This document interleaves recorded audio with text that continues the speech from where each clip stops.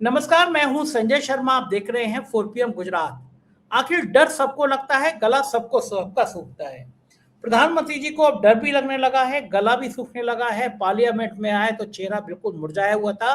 क्या कहती है उनकी बॉडी लैंग्वेज? दैनिक भास्कर के राजनीतिक संपादक केपी मलिक से मैंने बातचीत की है। आपको सीधा लेकर चलता हूं उनके पास। 4 PM न्यूज नेटवर्क में बहुत बहुत स्वागत है केपी मलिक साहब, आपका हार्दिक अभिनंदन आपका। बहुत बहुत धन्यवाद संजय जी, आपका भी और 4 PM के दर्शकों का भी। और उन दर्शकों का विशेष धन्यवाद है जो 4 PM चैनल को ढूंढते ढूंढते 4 PM उत्तर प्रदेश पे पहुंच चुके हैं।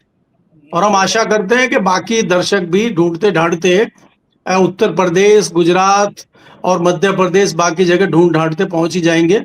लगातार कोशिश जारी है लोगों के, कई लोग हमें ढूंढते पहुंच गए, मुझे तो फोन भी आ रहे कई लोगों के। जी बिल्कुल सही बात है। नेशनल चैनल बंद कर दिया, लेकिन 4 PM यूपी अभी तक चल रहा है, तो पता नहीं वो भी कब बंद करते हैं, लेकिन फिलहाल तो चल रहा है, इस पे हम लोग बात कर रहे हैं। मैं बात करूंगा मलिक साहब, शुरुआत की मुझे याद आ रहा है कि 2014 से और बहुत सालों बाद तक जब प्रधानमंत्री संसद में घुसते थे तो वाकई शेर की तरह चलते थे। यू यू यू संसद में आवाज, नारे लगते थे, मोदी मोदी।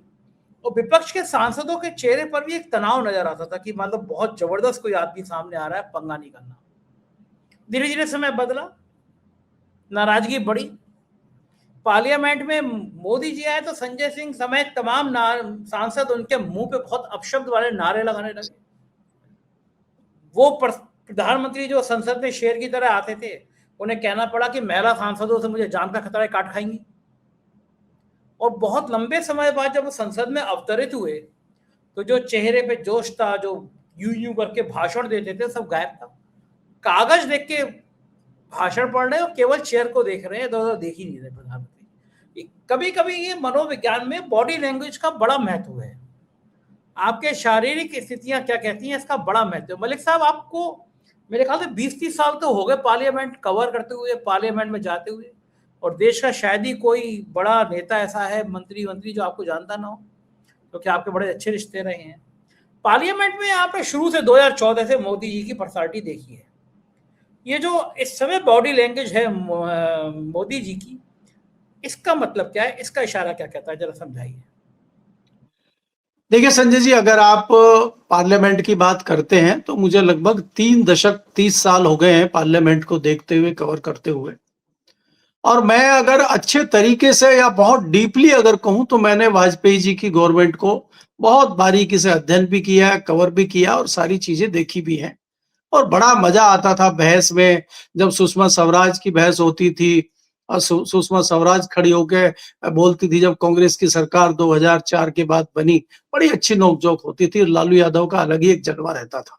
हमने वो दौर भी देखा है। और कारगिल की अगर हम बात करें, जिस प्रकार से आज युद्ध चल रहा है, जब ऑल पार्टी मीटिंग होती थी तो वाजपेयी जी भी उसमें रहते थे मीटिंग में। और आज संजय जी मैं बताऊं, शाम को ऑल पार्टी मीटिंग बुलाई गई है, उसमें प्रधानमंत्री जी नदारद थे और उस मीटिंग की अध्यक्षता राजनाथ जी ने की है। एक तो ये समझ लीजिए कि कितना डर उनको लोगों का सामना करने में लग रहा है। हालांकि जो पीछे जब ऑपरेशन सिंदूर हुआ था उसमें भी ऑल पार्टी मीटिंग हुई थी, उसमें भी प्रधानमंत्री नहीं आए थे।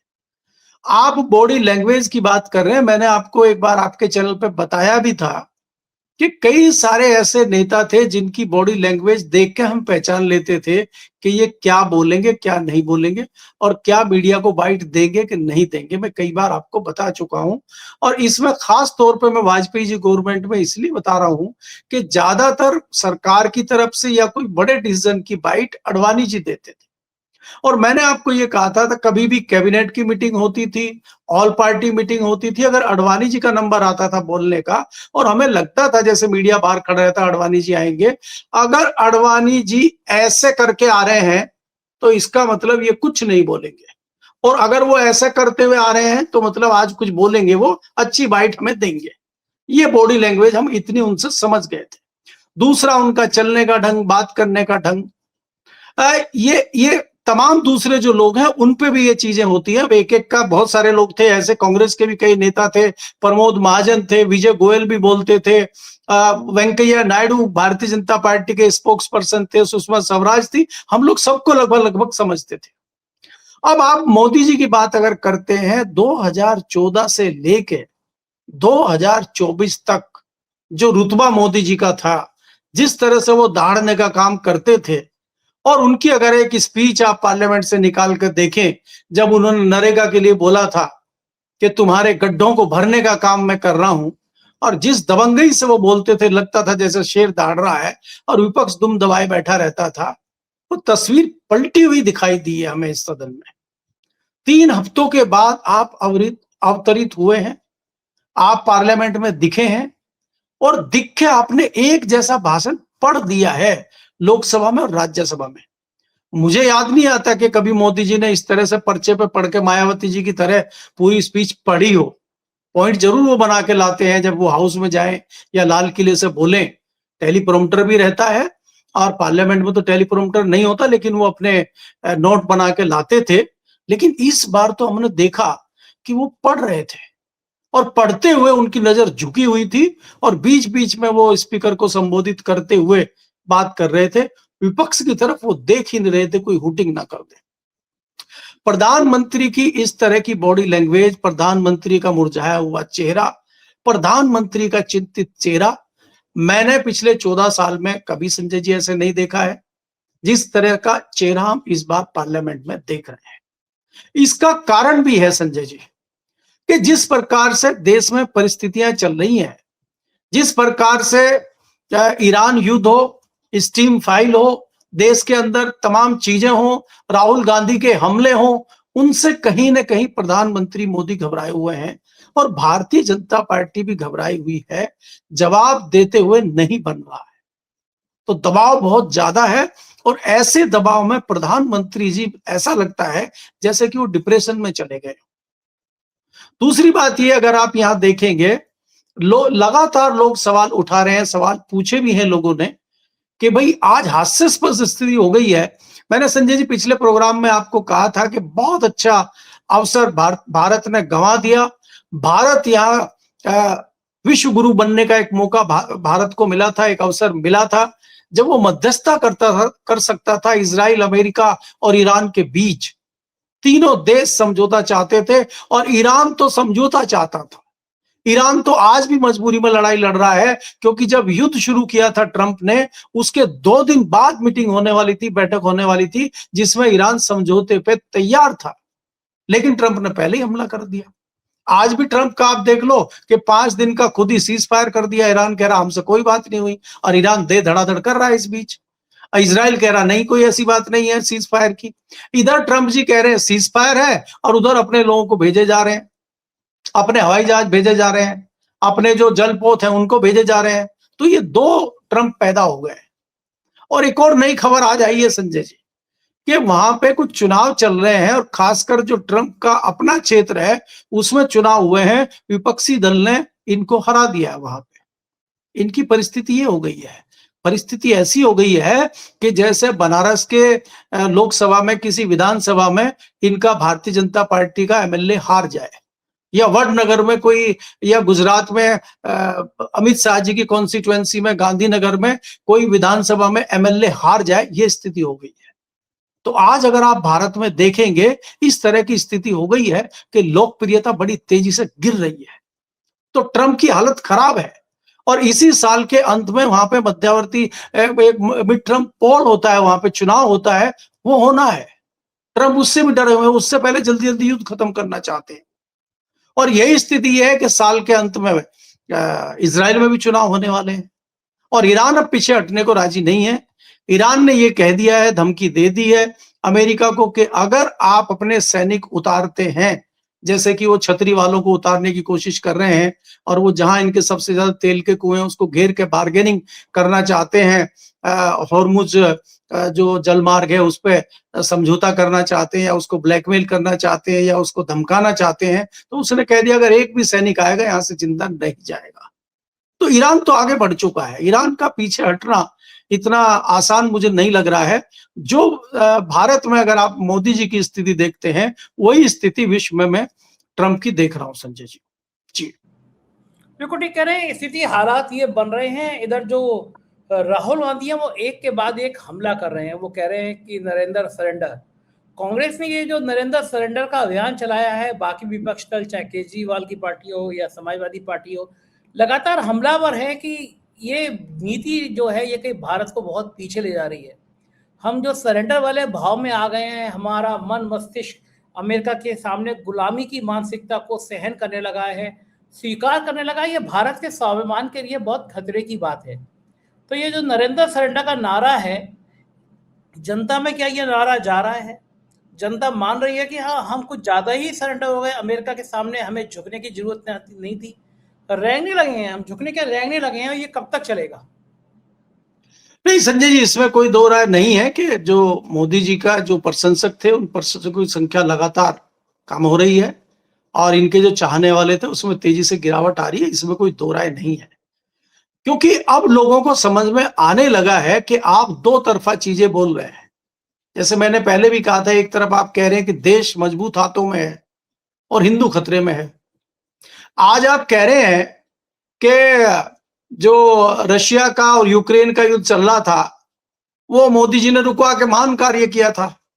और आज जब मध्यस्थता की बात आई है कि पाकिस्तान को अमेरिका मध्यस्थता के लिए आगे कर रहा है, देखिए उस पाकिस्तान को जो अलग थलग पड़ गया था, जिसको आतंकवादी देश बताते थे, आज वो ईरान की मध्यस्थता कर रहा है। तो हम खीज मिटाते हुए कहते हैं, जब पार्लियामेंट में किसी ने सवाल पूछा कि हम दूसरे देशों के बीच में दलाली क्यों करें, आज हम इन देशों के बीच में अगर मध्यस्थता करते हैं उसको हम दलाली बता रहे हैं। और जब यही चीज रूस और यूक्रेन के बीच में होती है तो हम उसको विश्व गुरु और महानता बताते हैं। तो हमारे दो चेहरे हैं।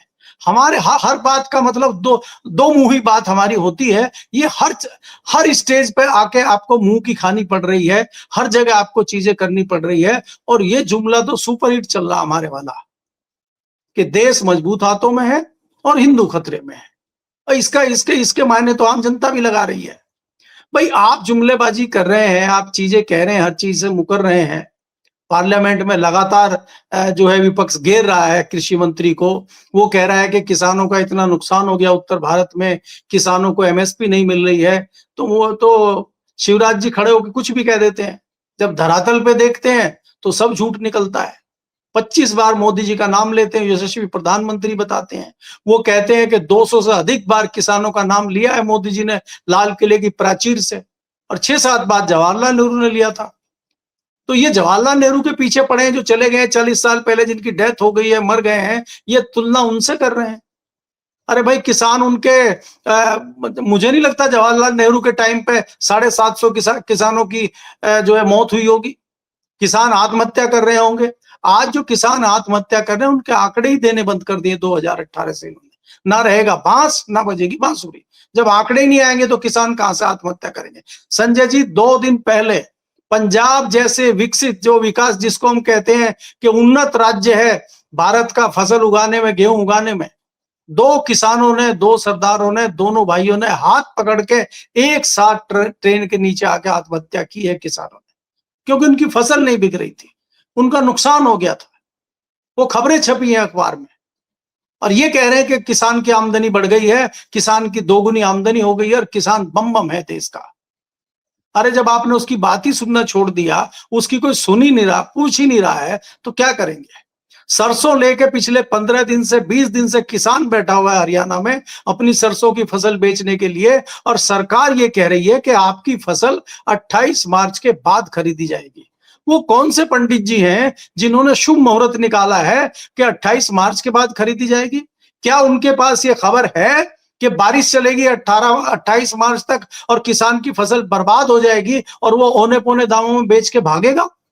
क्या उनको इस बात का एहसास है? इसलिए वो 28 तारीख निकाल रहे हैं। तो बहुत बड़ा षड्यंत्र यहाँ किसानों के लिए हो, चाहे जनता के लिए हो, चाहे बाकी लोगों के लिए हो, ये चल रहा है। तो इसलिए सरकार बम बम अपने आप को कर रही है, बाकी देश में क्या हो रहा है उसकी चिंता नहीं है। सवाल आपने ये पूछा था कि प्रधानमंत्री की लोकप्रियता में गिरावट आई है क्या? निश्चित तौर पे आई है संजय जी। देखो, ये कह रहे हो तरह तरह की बातें, तरह तरह की घटनाएं ऐसी सामने आती हैं जिस पर कई सवाल खड़े हो जाते हैं। महाराष्ट्र में पवार साहब कर्नाटक दौरा करना पड़ गया उनको, महाराष्ट्र से कर्नाटक तक का सफर तय करना पड़ गया, राहुल गांधी की कृपा हो गई। ऐसे खेलों से मैसेज किया जाता है, ऐसी चीजों से संदेशा किया जाता है।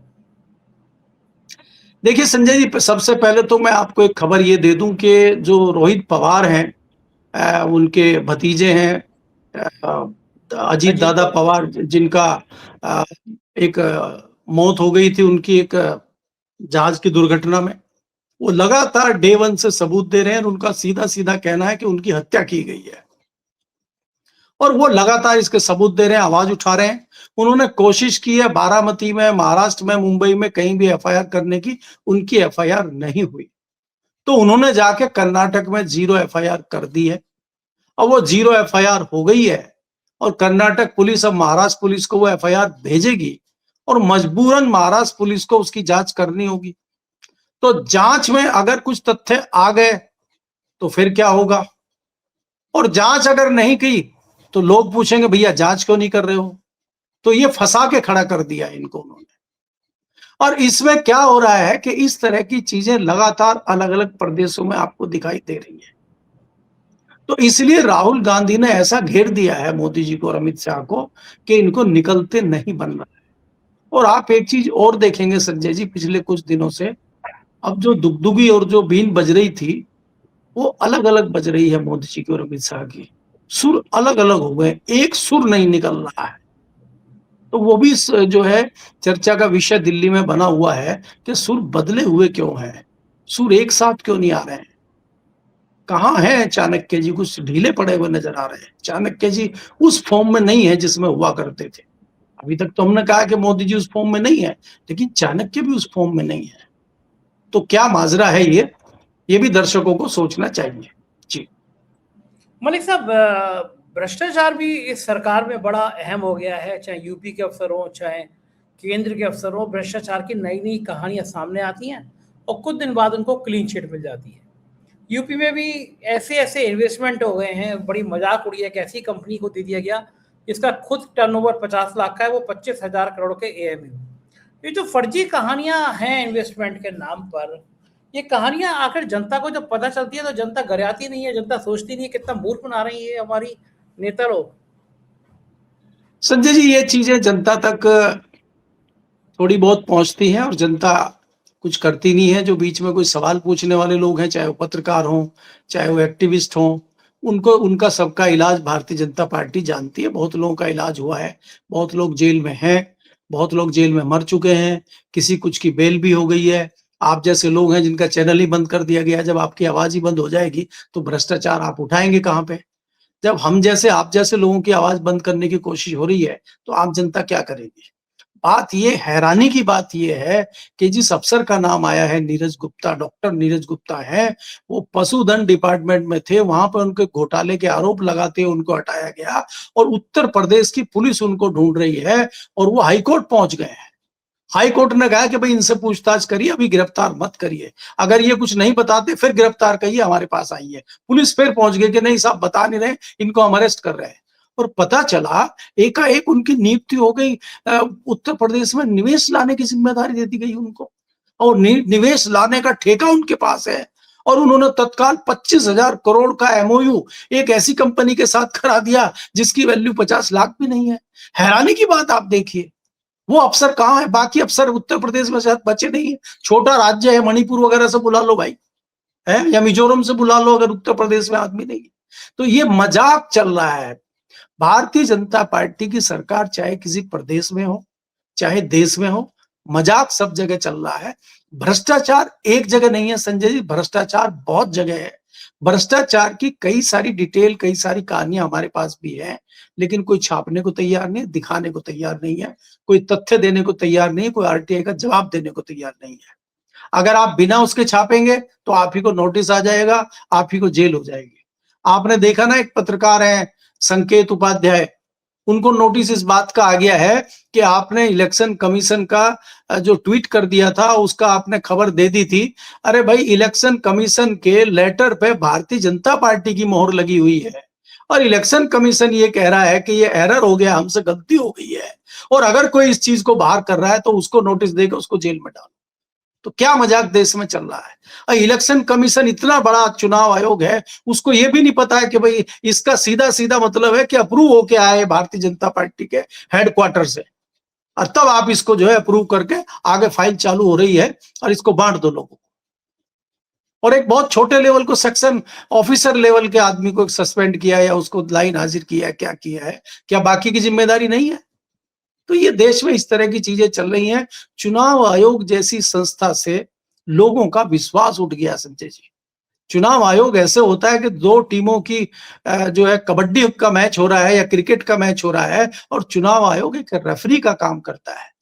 अगर रेफरी या एम्पायर से ही हमारा भरोसा उठ जाएगा तो उस मैच का क्या हाल होगा आप समझ सकते हैं जी। बिल्कुल ठीक कह रहे हैं कि अगर अगर चुनाव आयोग ऐसा होगा तो उसकी भूमिका क्या होगी। आपको क्या लगता है यूपी में जो घमासान हो रहा है, शंकराचार्य को जमानत दे दी है हाई कोर्ट ने कि जब तक चार्जशीट दाखिल नहीं हो जाए तब तक शंकराचार्य जी को गिरफ्तार नहीं होगा, जातियों के ये विद्रोह के शोर उठ रहे हैं, क्या ये भारतीय जनता पार्टी को समय कम बचा है? क्या ये भारतीय जनता पार्टी को भविष्य में नुकसान पहुंचा सकते हैं? देखिए संजय जी, जहां तक मेरी जानकारी है, जो सूत्रों से बात हो रही है, जो हमारे बाकी जानकार पत्रकारों से बात हो रही है, उनका कहना यह है कि ब्राह्मण समाज बहुत बुरे तरीके से नाराज है भारतीय जनता पार्टी से, और भारतीय जनता पार्टी इस मामले पे फंस गई है और वो बचती हुई नजर आ रही है। और वो ये भी जानती है कि ब्राह्मण समाज लगभग 6 से 7% है उत्तर प्रदेश में, लेकिन अगर वो ब्राह्मण समाज को खुश करती है तो फिर जो पिछड़ा और दलित समाज है वो नाराज हो जाएगा, जो 20 से 25% है। तो भारतीय जनता पार्टी ऊहापोह की स्थिति में है, इसलिए वो यूजीसी के मामले पे ये हो सकता है कि डिसीजन ले ले कि ब्राह्मणों को नाराज रहने दो, पिछड़ों को मनाओ, और इस चक्कर में ना पिछड़े माने और ब्राह्मण नाराज रहे और यहाँ खेला उल्टा हो जाए। ये भी, इस तरह की चीजें भी उत्तर प्रदेश में आप देख सकते हैं आने वाले समय में। दूसरी बात यह है कि जिस प्रकार से दिल्ली और लखनऊ की लड़ाई है वो अब किसी से छुपी नहीं है। वहां लगातार तलवारें चल रही हैं अभी तक, उसमें भी कोई पीछे हटने वाली बात नहीं है। आप देख रहे हैं लगातार, अभी कुछ दिन पहले जो है डिप्टी सीएम आपके पाठक जी, जो आपके दोस्त हैं, उनके घर पे मीटिंग हुई थी, उसमें योगी जी नहीं आए। तो अगर डिप्टी सीएम पाठक जी के घर पे मीटिंग हो रही है और वहां पे जो आरएसएस के जो मंत्री हैं, संगठन मंत्री हैं, वो आते हैं, प्रदेश के अध्यक्ष आते हैं, और दूसरे जो अपने के मौर्य जी हैं वो आते हैं, केपी मौर्य साहब, इन लोग मीटिंग करते हैं और योगी जी नहीं आते, तो इसका मतलब आप समझ लीजिए कि कौन सी ताकत वहां काम कर रही है। और जब वो ताकत काम करेगी तो कहीं ना कहीं टकराहट होगी, और जब वो टकराहट होगी तो उसका नतीजा क्या आएगा। और इसी बीच में अखिलेश जी मौज ले रहे हैं। अखिलेश जी कोई बहुत बड़ा काम सड़कों पे उतर के या कोई बहुत बड़ा उस तरह का काम नहीं कर रहे हैं, वो एंजॉय कर रहे हैं अभी धीरे धीरे। नहीं तो चुनावी समर शुरू होने वाला है उत्तर प्रदेश में, तमाम पार्टियां तैयारी कर रही हैं। चंद्रशेखर जैसे और ओवैसी जैसे लोग तैयार हो गए हैं। ओवैसी जी ने टाई अप कर लिया है वेस्ट बंगाल में जाके, अब वो उत्तर प्रदेश पहुंचने वाले हैं, वो तैयारी कर रहे हैं। लेकिन समाजवादी पार्टी कहीं ना कहीं बहुत भयंकर तरीके से आश्वस्त है, और वो ये मान के चल रही है कि भारतीय जनता पार्टी में आपस में ही इतना मामला है कि हमें कुछ ज्यादा करने की जरूरत नहीं है। इसका एक बहुत बड़ा कारण संजय जी मैं ये भी मानता हूं कि कहीं ना कहीं जनता भी भारतीय जनता पार्टी से हताश और निराश हो चुकी है। अब ये चुनाव जनता लड़ेगी, ये कोई पार्टी नहीं लड़ेगी। अब जनता भाजपा को हराने के लिए जहां भी उसको मौका मिलेगा वहां जाएगी। जरूरी नहीं है कि वो समाजवादी पार्टी को ही वोट देगी, जो भी अच्छा ऑप्शन उनको सामने नजर आएगा, भारतीय जनता पार्टी को हराने के लिए जनता उसको वोट देगी। मुझे लगता है इस तरह की सिचुएशन उत्तर प्रदेश में बन चुकी है जी। ठीक है ना मलिक साहब, स्थितियां बहुत लगातार बिगड़ती जा रही हैं, हमारी निगाह बनी रहेगी। बहुत बहुत शुक्रिया, आपने मुझे इतना समय दिया, थैंक यू सर। ये थे केपी मलिक जी, आपने पूरी बातचीत सुनी। मैं आपसे एक सहयोग की और उम्मीद कर रहा हूँ। लखनऊ में पहली बार 4 PM एक इवेंट कराने जा रहा है स्वानंद किरकिरे जी का। छोटी सी क्लिप देखिए, फिर मैं आपसे एक संवाद करूंगा।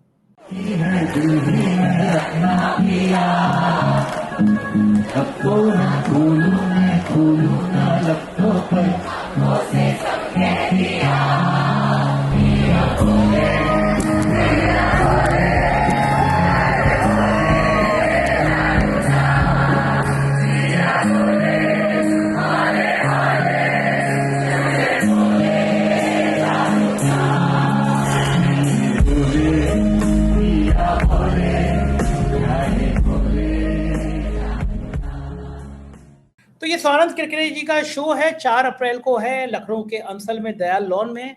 बुक माई शो पर टिकट है। मेरी पहली बार इवेंट करा रहा हूं, तो आपके सहयोग की जरूरत है मुझे। अपने दोस्तों से ये कहिए कि टिकट आज ही बुक कराएं। और चैनल पे ये बातचीत कैसी लगी जरूर बताएं। शुक्रिया, थैंक यू।